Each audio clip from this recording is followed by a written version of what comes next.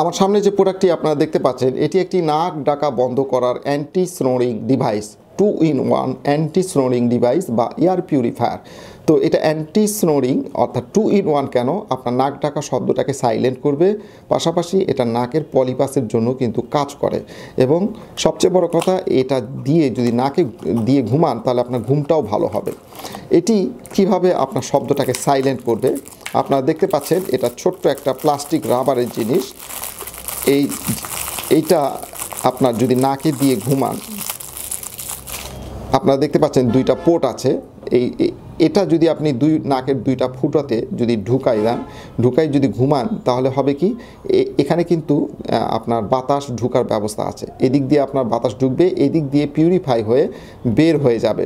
এতে করেই আপনার শ্বাস প্রশ্বাসে স্বাভাবিক যে বাতাসটা আপনার ভিতরে যায় আপনার ফুসফুসে, তার চেয়ে বেশি পরিমাণের বাতাস আপনার ভিতরে ঢুকবে। সেই ঢুকার কারণেই কিন্তু শব্দটাকে এটা সাইলেন্ট করবে। এটা কিন্তু মেডিসিন না, এটা সাধারণ একটা জিনিস। আপনার নাক ডাকা শব্দটা সেটা সাইলেন্ট করবে সেই দিনের জন্য যেদিন আপনি নাকে দিবেন। এটা দিয়ে কিন্তু আপনার নাক ডাকার রোগ সেটা কিন্তু নির্মূল করবে না। নাক ডাকার সমস্যা এটা আপনার চিকিৎসকের কাছে যাবেন, ওনারা সমাধান করবে, কিন্তু এটি আপনার শুধু সেই দিনের জন্য শব্দটাকে সাইলেন্ট করবে যেদিন আপনি নাকে দিয়ে ঘুমাবেন। তো এটা একটা সাইলেন্সর। তো এই প্রোডাক্টটি আপনি নাক ডাকা যাদের প্রবলেম আছে, ঘুমানোর সময় যারা নাক ডাকেন তাদের জন্য কিন্তু এটা খুবই কার্যকরী একটি প্রোডাক্ট। এটি আমাদের কাছে অর্ডার করতে পারবেন। আমাদের ভিডিওর উপরে ডিসপ্লেতে যে নাম্বারটি আপনারা দেখতে পাচ্ছেন, ইমো নাম্বার, হোয়াটসঅ্যাপ নাম্বার, সেই নাম্বারে যোগাযোগ করে এই প্রোডাক্টটিকে বাংলাদেশের যে কোনো জায়গা থেকে অর্ডার করতে পারবেন।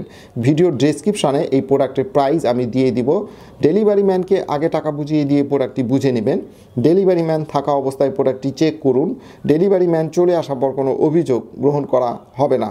যদি কোনো সমস্যা থাকে ডেলিভারি ম্যান থাকা অবস্থায় আমাদের স্ক্রিনে দেওয়া নাম্বারে যোগাযোগ করবেন। আজকে এ পর্যন্তই। পরবর্তীতে এর আরেকটি নতুন কোনো ভিডিও নিয়ে আপনাদের সামনে উপস্থিত হব। ধন্যবাদ।